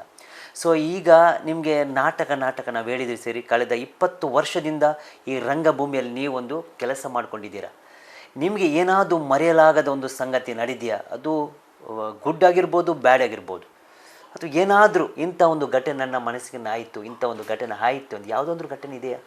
ಖಂಡಿತವಾಗಿ ಕೂಡ ನಾನು ಆರಂಭಿಕ ಹಂತದಲ್ಲಿ ಮಂಚಿ, ಬಂಟ್ವಾಳ ತಾಲೂಕಿನ ಮಂಚಿ ಸರ್ಕಾರಿ ಶಾಲೆಯಲ್ಲಿ ಒಂದು ನಾಟಕ ಮಾಡಿಸ್ತಾ ಇದ್ದೆ. ಓಕೆ. ಆ ಸಂದರ್ಭ ಪ್ರತಿನಿತ್ಯ ನಾನು ಅಲ್ಲಿ ಸಂಜೆ 4 ಗಂಟೆ ಶಾಲೆ ಬಿಡ್ತದೆ, 4ರಿಂದ 5:30ವರೆಗೆ ಅಲ್ಲಿ ಕ್ಲಾಸ್ಗಳನ್ನು, ಅಂದರೆ ಅಲ್ಲಿ ಒಂದು ನಾಟಕೋತ್ಸವ ನಡೀತದೆ. ಆ ನಾಟಕೋತ್ಸವಕ್ಕೆ ಬೇಕಾಗಿ ಒಂದು ನಾಟಕವನ್ನು ತಯಾರು ಮಾಡುವಂಥದ್ದು. 1-2 ದಿನ ಹೋಗಿ ಮಕ್ಕಳ ಹತ್ರ ಸೇರಿಸುವಾಗ ಇನ್ನೊಬ್ಬ ಹುಡುಗ ಬಂದು ಇನ್ನೊಂದು ಮೂಲೆಯಲ್ಲಿ ಕೂತ್ಕೊಳ್ತಾ ಇದ್ದ. ಅವನು ಅಲ್ಲೇ ಕೂತ್ಕೊಳ್ತಾ ಇದ್ದ. ನಾನು ಪ್ರತಿನಿತ್ಯ ಅವನನ್ನು ಗಮನಿಸ್ತಾ ಇದ್ದೆ. 2-3 ದಿವಸ ಆಯಿತು. ಒಂದು ದಿವಸ ಕರೆದೆ. ಆಗ ಮಕ್ಕಳು ಹೇಳಿದ್ರು, ಸರ್ ಅವನಿಗೆ ತಲೆ ಸರಿ ಇಲ್ಲ ಅಂತ. ನಾನು ಹಾಗೆಲ್ಲ ಹೇಳಬೇಡಿ ಮಕ್ಕಳೇ ಅಂತ ಹೇಳಿದೆ. ಇಲ್ಲ ಸರ್ ಅವನು ಹಾಗೆ ಅಂತ ಹೇಳಿದರು. ಅಲ್ಲ, ಅವನು ಹಾಗೆ ಅಲ್ಲ, ಅವನು ನಿಮ್ಮ ಹಾಗೆ ಮಾಡಿಕೊಳ್ಳಿ ಅಂತ ಹೇಳಿದೆ ನಾನು. ಮಕ್ಕಳಿಗೆ ಆಗಲೇ ಒಂದು ಎಂಥದ ಒಂದು ಇದಾಯ್ತು. ಮರುದಿವಸ ಆಯ್ತು, 2-3 ಮತ್ತೆ 2 ದಿವಸ ನಾನೇ ಅವನನ್ನು ಕರೆದೆ, ನೀನು ಬರ್ತೀಯ ನಾಟಕ ಮಾಡ್ತೀಯ ಅಂತ. ಅವನು ಸ್ವಲ್ಪ ಮೆಂಟಲಿ ಅಪ್ಸೆಟ್ ಆಗಿದ್ದ. ಅಂದರೆ ಅವನಿಗೆ ಸ್ವಲ್ಪ ಹುಟ್ಟುವಾಗಲೇ ಆ ರೀತಿಯ ಅವನ ಒಂದು ಕೊರತೆ ಅದು. ನಾನು ಹೇಳಿದೆ, ನೀನು ಬಂದು ನಾಟಕ ಮಾಡ್ತೀಯ ಅಂತ ಕೇಳಿದೆ. ಅದಕ್ಕೆ ಫಸ್ಟಿಗೆ ಇಲ್ಲ ಅಂತ ಓಡಿದ. ಮರುದಿವಸ ನಾನು ಕರೀಲಿಲ್ಲ, ಅವನೇ ಬಂದಾಗ ಕೇಳಿದೆ. ಮತ್ತೆ ಲಾಸ್ಟಿಗೆ ಅವನಿಗೆ ಅದ್ರ ನಾಟಕದಲ್ಲಿ ಡುಮ್ ಡುಮ್ ಡುಮ್ ಪ್ಯಾ ಪ್ಯಾ ಪ್ಯಾ ಅಂತ ಹೇಳುವಂತ ಒಂದು ಸೌಂಡ್ ತೆಗಿಲಿಕ್ಕೆ ಇರ್ತದೆ. ಡುಮ್ ಡುಮ್ ಪ್ಯಾ ಪ್ಯಾ ಪ್ಯಾ ಅಂತ ಅಷ್ಟೇ. ಅವನಿಗೆ ಅದನ್ನು ಮಾಡ್ತೀಯ ಅಂತ ಕೇಳಿದೆ. ಆಯ್ತಾಯ್ತು ಅಂತ ಹೇಳಿದ್ದಾರೆ. ಅಷ್ಟೊತ್ತಿಗೆ ಅವನ ಸ್ನೇಹಿತನನ್ನೇ ನೀನು ಸಹ ಒಟ್ಟಿಗೆ ಹೇಳು ಅಂತ ಹೇಳಿದೆ. ಅವನೊಟ್ಟಿಗೆ ಸೇರಿಕೊಂಡು ಅವನಿಗೆ ಮತ್ತೆ ನೋಡುವಾಗ ಅವನಿಗೆ ಅವನ ಸ್ನೇಹಿತನಿಗಿಂತ ವಾಯ್ಸ್ ಅವನದೇ ಜಾಸ್ತಿ ಇತ್ತು. ಡುಮ್ ಡುಮ್ ಡುಮ್ ಪ್ಯಾ ಪ್ಯಾ ಪ್ಯಾ ಅಂತ. ಮತ್ತೆ ಇವನು ಹೇಳಿದೆ, ಇವನು ಗಟ್ಟಿ ಹೇಳ್ತಾನೆ, ನೀನು ಬೇಡ ಅಂತ ಅವನ ಹತ್ರ ಫ್ರೆಂಡಿಗೆ ಹೇಳಿ ಸುಮ್ಮನೆ ಕೂತ್ಕೊಳಿಸಿದೆ. ನಾಟಕೋತ್ಸವದ ದಿವಸ ಇವನು ಡುಮ್ ಡುಮ್ ಡುಮ್ ಪ್ಯಾ ಪ್ಯಾ ಪ್ಯಾ ಅಂತ ಹೇಳುವಾಗ ಒಂದು ಸಭಿಕರ ಕಡೆಯಿಂದ ಒಂದು ಚಪ್ಪಾಳೆ ಬಂತು. ಆಗ ನನಗೆ ಬಹಳ ಖುಷಿ ಆಯ್ತು. ನನಗೆ ಅಂದ್ರೆ ಅವನ ಬಾಯಿಂದ ಮತ್ತೆ ಅವನ ಪರಿಚಯವನ್ನು ಹೇಳುವಂತ ಒಂದು ಸಂದರ್ಭದಲ್ಲಿ ಉಂಟಲ್ಲ, ನಂಗೆ ಈಗಲೂ ಆ ಒಂದು ಘಟನೆ ಕಣ್ಣಲ್ಲಿ ನೀರು ತರಿಸ್ತದೆ. ಅಂದ್ರೆ ಅಷ್ಟು ಖುಷಿ ಪಟ್ಟೆ ನಾನು ಆ ಒಂದು ಅವನ ಬಾಯಿಯಿಂದ ಬರುವಂತದ್ದು. ಬಹುಶಃ ಇಂಥ ತುಂಬಾ ಘಟನೆಗಳು. ನಾನು ನಮ್ಮ ಮಕ್ಕಳ ಮಾತು ಅಂತ ಒಂದು ಪುಸ್ತಕ ಬರೆದಿದ್ದೇನೆ. ಆ ಪುಸ್ತಕದಲ್ಲಿ ಇಂಥ ಕೆಲವು ಘಟನೆಗಳನ್ನು ದಾಖಲಿಸಿಕೊಂಡಿದ್ದೇನೆ. ಯಾಕಂತ ಹೇಳಿದ್ರೆ ನಾನು ಗಮನಿಸಿರುವಂತ ಇನ್ನೊಂದು ಘಟನೆ ಪುತ್ತೂರಿನಲ್ಲಿ ನಡೆದಿರುವಂತದ್ದು. ಒಂದು ನಾಟಕದಲ್ಲಿ ಆಕ್ಟ್ ಮಾಡುವಂತ ಹುಡುಗಿ, ಅವಳಿಗೆ ನಾಟಕ ಇತ್ತು, ಇನ್ನೊಬ್ಬಳಿಗೆ ನಾಟಕದ ಇಬ್ರು ನಟಿಯರೇ. ಒಬ್ಬಳಿಗೆ ಪ್ರೈಸ್ ಇರ್ಲಿಲ್ಲ, ಇನ್ನೊಬ್ಬರಿಗೆ ಪ್ರೈಸ್ ಉಂಟು. ಇವಳು ಪ್ರೈಸ್ ಇಲ್ಲ ಅಂತ ಹೇಳುವಳು ಬಂದು ಕೂಗ್ತಾ ಇದ್ಲು. ಅಷ್ಟೊತ್ತಿಗೆ ಇನ್ನೊಬ್ಳು ಬಂದು, ಈಗ ನನ್ನದು ಇನ್ನೊಂದು ಪ್ರೈಸ್ ನೀನ್ ತಕೋ, ನಿನ್ನ ಅಮ್ಮನಿಗೆ ಕೊಡು, ನಿನ್ನ ಅಮ್ಮನಿಗೆ ಕೊಡು ಅಂತ. ಅಂದ್ರೆ ಅವನ ಅಮ್ಮ ಬೈತಾಳಂತೆ, ನಾನು ನಿನಗೆ ಪ್ರೈಸ್ ಇಲ್ಲಲ್ಲ ಅಂತ. ಅದಕ್ಕೆ ಇವಳು ಅವಳ ಹತ್ರ ಇರೋ ಪ್ರೈಸ್ ಅನ್ನು ಅವಳಿಗೆ ಕೊಡ್ತಾ ಇದ್ಲು. ಈಗ ಇದೊಂದು ನಿನ್ನ ಅಮ್ಮನಿಗೆ ಕೊಡು ಅಂತ. ಅಂದ್ರೆ ಅರ್ಥ, ಆ ಪೇರೆಂಟ್ ಆ ಮಗುವನ್ನು ನಿನಗೆ ಪ್ರೈಸ್ ಬರಲಿಲ್ಲ ಅಂತ ಎಷ್ಟು ಪೀಡಿಸ್ತಾರೆ ಅನ್ನುವಂಥದ್ದು. ಬಹುಶಃ ಆ ರೀತಿಯ ಪೀಡನೆ ಮಾಡಿದ್ರೆ ಮಕ್ಕಳು ನೊಂದುಕೊಳ್ತಾರೆ. ಬಹುಶಃ ಅಂತ ಅನೇಕ ಘಟನೆಗಳನ್ನು ನಾನು ಆ ಮಕ್ಕಳ ಮಾತು ಪುಸ್ತಕದಲ್ಲಿ ಬರೆದಿದ್ದೇನೆ. ಅಂದ್ರೆ ಇಂಥ ತುಂಬಾ ಅದೆಲ್ಲ ಕೂಡ ಮನ ಕಲಕುವಂಥದ್ದು.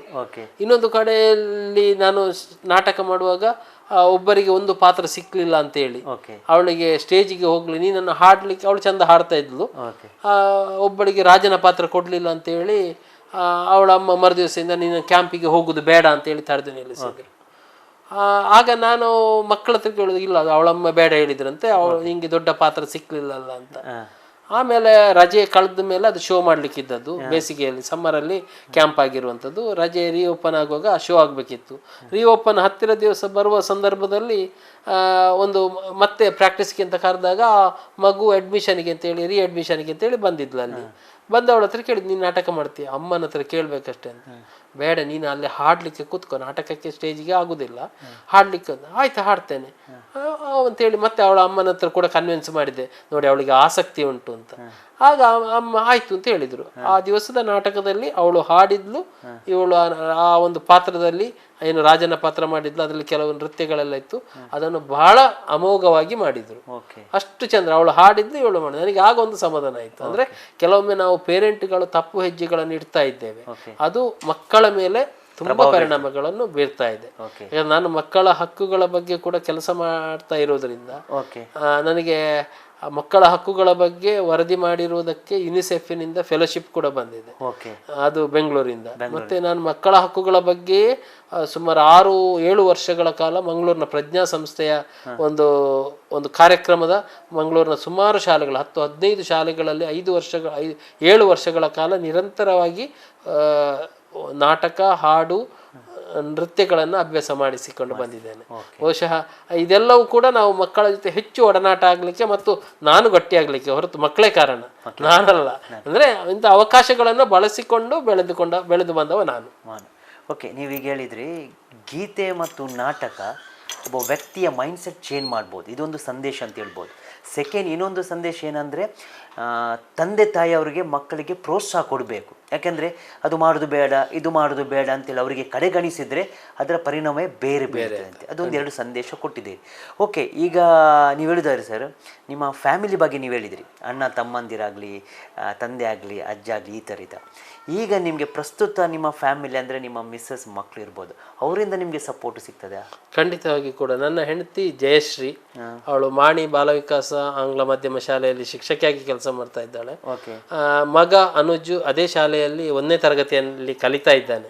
ಬಹುಶಃ ಅವರಿಬ್ಬರ ಸಪೋರ್ಟ್ ಕೂಡ ನನಗಿದೆ. ಅಂದ್ರೆ ನನ್ನ ಈ ಚಟುವಟಿಕೆಗಳು, ನಾನು ಯಾಕೆ ನನ್ನ ಮಗನನ್ನು ಕೂಡ ಅದೇ ರೀತಿ ಬೆಳೆಸಬೇಕು ಅನ್ನೋ ಆಸೆ. ಅಂದ್ರೆ ಅವನು ಏನೋ ಆಗಬೇಕು ಅಂತಲ್ಲ, ಅವನ ಸ್ವಕಲಿಕೆಗೆ ನಾವು ಈಗ ಹೆಚ್ಚಾಗಿ ಶಿಕ್ಷಣದಲ್ಲಿ ಕೊಡಬೇಕಾದೇನು ಅಂತ ಹೇಳಿ, ಮಕ್ಕಳೇ ಸ್ವಕಲಿಕೆಗೆ ಹೆಚ್ಚು ಪ್ರೇರಣೆ ಕೊಡಬೇಕು. ಎಲ್ಲವನ್ನ ಹೆತ್ತವರು ಹೇಳಿ, ಟೀಚರ್ಸ್ ಹೇಳಿ ಕಲಿಯುವಂಥದ್ದಲ್ಲ. ಆ ಕಲಿಕೆಯ ಆಪ್ಷನ್ಗಳನ್ನ ಮಕ್ಕಳ ಮುಂದೆ ಇಟ್ಟು ಮಕ್ಕಳು ಸ್ವಕಲಿಕೆಯಿಂದ ತೊಡಗಿಸಿಕೊಂಡ್ರೆ ಮತ್ತೆ ಹೆತ್ತವರಿಗೆ ಸ್ವಲ್ಪ ಈಸಿ ಆಗ್ತದೆ. ಯಾಕಂದ್ರೆ ಮಕ್ಕಳಲ್ಲಿ ಆಸಕ್ತಿಯನ್ನು ಈಗಿನ ಮಕ್ಕಳಲ್ಲಿ ಕುತೂಹಲಗಳೇ ಕಡಿಮೆ ಆಗಿದೆ. ಈಗ ಮಕ್ಕಳು, ನಮ್ಮ ಊರಿಗೆ ಯಾವುದೋ ಒಂದು ಸರ್ಕಸ್ ಬಂದ್ರೆ ನಮ್ಮ ಮಕ್ಕಳು ಅದನ್ನು ಕುತೂಹಲದಿಂದ ನೋಡುದಿಲ್ಲ. ಆ ಹಗ್ಗದಿಂದ ಈ ಹಗ್ಗಕ್ಕೆ ಹಾರುದಷ್ಟೇ. ಯಾಕಂತ ಹೇಳಿದ್ರೆ ಕಾರ್ಟೂನ್ ನಲ್ಲಿ ಆ ಬಿಲ್ಡಿಂಗ್ ಇಂದ ಈ ಬಿಲ್ಡಿಂಗ್ ಹಾರುದನ್ನು ಅವರು ನೋಡಿರ್ತಾರೆ. ಹಾಗಾಗಿ ಇದೇನು ದೊಡ್ಡ ಸಂಗತಿ ಅಲ್ಲ ಅಂತ. ಆದ್ರೆ ವಾಸ್ತವ ಏನು ಅಂತ ಮಕ್ಕಳಿಗೆ ತಿಳಿಸಿ ಕೊಡುವಂತಹ ಕೆಲಸ ಈಗ ಆಗಬೇಕಾಗಿದೆ. ಮತ್ತೆ ಅದಕ್ಕಾಗಿ ನಾನು ನನ್ನ ಮಗನನ್ನು ಆ ದಿಸೆಯಲ್ಲಿ ಸಪೋರ್ಟ್ ಮಾಡ್ತಾ ಇದ್ದೇನೆ.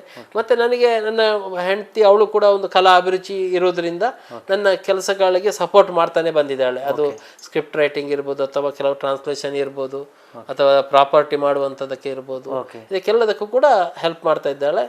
ಮತ್ತೆ ಒಟ್ಟಿನಲ್ಲಿ ನಮ್ಮ ಮನೆಯವರೆಲ್ಲರೂ ಕೂಡ ಸಪೋರ್ಟ್ ಮಾಡ್ತಾ ಇದ್ದಾರೆ. ಓಕೆ, ಖಂಡಿತವಾಗ್ಲೂ ನಿಮಗೆ ಸಪೋರ್ಟ್ ಸಿಕ್ಕಿದ್ರೆ ಇನ್ನು ಸಹ ನಿಮ್ಮ ಈಗ ಫ್ಯೂಚರ್ ನಿಮ್ಮದು ಏನಾದರೂ ಪ್ಲ್ಯಾನ್ ಇದೆಯಾ ಸರ್? ಅಂದರೆ ಒಂದು ಫ್ಯೂಚರ್ ಖಂಡಿತವಾಗ್ಲೂ ಎಲ್ಲರದ್ದು ಪ್ಲ್ಯಾನ್ ಇರುತ್ತೆ. ಏನಾದರೂ ಪ್ಲ್ಯಾನ್, ನೀವು ಹೊಸ ಏನಾದರೂ ಪ್ಲ್ಯಾನ್ ಮಾಡಿದ್ರೆ? ಖಂಡಿತವಾಗಿ ಕೂಡ. ಆದರೆ ನಾವು ಕಲಾವಿದರು ಅಂತ ಹೇಳಿದರೆ ನಾವು ಹೆಚ್ಚು ಆದಾಯ ನಮ್ಮ ಹತ್ರ ಇಲ್ಲ, ಅಥವಾ ಅದಕ್ಕೆ ಒಂದು ಬಂಡವಾಳ ಅನ್ನುವಂಥದ್ದು ಬೇಕು. ಆದರೆ ಬಂಡವಾಳ ಹಾಕಿ ನಾವು ಮತ್ತೆ ಇದೊಂದು ಉದ್ಯಮವೂ ಅಲ್ಲ. ಆದರೆ ಒಂದು ನಿರಂತರವಾಗಿ ಕಲಾ ಚಟುವಟಿಕೆಯಲ್ಲಿ ತೊಡಗಿಸಿಕೊಳ್ಳಬೇಕು.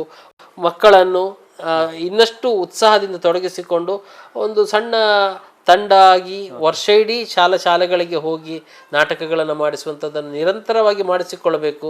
ಆದರೆ ಅದಕ್ಕೆಲ್ಲ ಕೆಲವೊಂದು ಸಂಘ ಸಂಸ್ಥೆಗಳು ಬೇರೆ ಯಾವುದಕ್ಕೂ ಖರ್ಚು ಮಾಡುವ ಹಣವನ್ನು ಇಂತಹ ಚಟುವಟಿಕೆಗಳಿಗೆ ಅವರ ಹೆಸರಿನಲ್ಲಿ ಕೊಟ್ಟರು ಕೂಡ ನಾವು ಅದನ್ನು ಮಾಡಬೇಕು. ಮತ್ತು ನನಗೊಂದು ಆಸೆ ಇರುವಂಥದ್ದು, ಒಂದು ಸಂಸ್ಥೆ, ನಮ್ಮ ಸಂಸಾರ ಜೋಡು ಮಾರ್ಗ ಏನು ಸಂಸ್ಥೆ ಇದೆ, ಅದನ್ನೊಂದು ಗಟ್ಟಿಯಾಗಿ ಮುನ್ನಡೆಸಿಕೊಂಡು ಹೋಗಬೇಕು. ಒಂದಷ್ಟು ಬೇರೆ ಬೇರೆ ರೀತಿಯ ತರಬೇತಿಗಳನ್ನು ನಮ್ಮ ಸಂಸ್ಥೆಯ ಮೂಲಕ ಕೊಡಲಿಕ್ಕೆ ಸಾಧ್ಯ ಆಗುವ ನಿಟ್ಟಿನಲ್ಲಿ ನಾನು ಪ್ರಯತ್ನಗಳನ್ನು ಮಾಡಬೇಕು ಅಂತ ಇದ್ದೇನೆ. Okay sir, thank you sir. ನೀವು ಇಲ್ಲಿ ನಮ್ಮ ಸ್ಟುಡಿಯೋಗೆ ಬಂದು ಇವತ್ತು ನಿಮ್ಮ ಏನೆಲ್ಲ ಕೆಲಸ ನೀವು ಮಾಡ್ತೀರ ಅದನ್ನೆಲ್ಲ ತೋರಿಸಿದರೆ sir. Thank you so much sir. ಧನ್ಯವಾದಗಳು. ಈ ಒಂದು ಒಳ್ಳೆಯ ಅವಕಾಶವನ್ನು ಒದಗಿಸಿಕೊಟ್ಟಿದ್ದೀರಿ. ಇಂತಹ ಅವಕಾಶಗಳು ನನ್ನಂಥ ಕಲಾವಿದರಿಗೆ ಒಂದು ದೊಡ್ಡ ಮೆಟ್ಟಿಲಾಗಲಿ. ಮತ್ತು ಇನ್ನಷ್ಟು ಕಲಾವಿದರನ್ನು, ನೀವು ಕಲಾವಿದರಿರ್ಬೋದು, ಬೇರೆ ಬೇರೆ ರೀತಿಯ ಸಾಧಕರನ್ನು ನಿಮ್ಮ ತಂಡ ಭೇಟಿಯಾಗಿ ಅವರ ಬಾಳಲ್ಲೂ ಕೂಡ ಬೆಳಕು ನೀಡುವಂಥ ಕೆಲಸವನ್ನು ಮಾಡಲಿ ಅನ್ನುವಂಥ ಕಾರಣಕ್ಕೆ ನಿಮಗೆ ಅಭಿನಂದನೆ ಮತ್ತು ಶುಭಾಶಯಗಳನ್ನು ಹೇಳ್ತಾ ಇದ್ದೇನೆ. Thank you sir. ಇವತ್ತಿನ ಎಪಿಸೋಡ್ ಏನಂದರೆ, ಮಕ್ಕಳಲ್ಲಿ ಒಂದು ವಿನಂತಿ, ಜಾಸ್ತಿ ಮೊಬೈಲ್ ಯೂಸ್ ಮಾಡಬೇಡಿ. ಇಂಥದ್ದಕ್ಕೆ ನೀವು ಟೈಮ್ ಕೊಡಿ. ನಾಟಕ ಆಗಲಿ ಅಥವಾ ಗೀತೆ ಆಗಲಿ, ಇಂಥದ್ದನ್ನು ನಾವು ಕಲಿತ್ರೆ ನಮಗೆ ಫ್ಯೂಚರ್ಸ್ ಒಳ್ಳೆಯದಾಗುತ್ತೆ ಅಂತೇಳಿ ನಮ್ಮ ಒಂದು ಆಸೆ, ಅದೇ ರೀತಿ ನಮ್ಮ ಒಂದು ಆಸಕ್ತಿ. ಯಾರಾದರೂ ವಿಶಿಷ್ಟ ಸಾಧನೆ ಮಾಡಿದವರಿಗೆ ಗುರುತಿಸಿ, ಅವರ ಆ ಒಂದು ಸಾಧನೆ ಗುರುತಿಸಿ ನಮ್ಮ ಒಂದು ಈ ಕಾರ್ಯಕ್ರಮದಲ್ಲಿ ಮಾಡುವುದೇ ನಮ್ಮ ಕರ್ತವ್ಯ ಅಂತ ಹೇಳುತ್ತಾ ಇವತ್ತಿನ ಕಾರ್ಯಕ್ರಮ ನಾನು ಮುಗಿಸ್ತಾ ಇದ್ದೇನೆ. ಜೈ ಹಿಂದ್, ಜೈ ಭಾರತ್.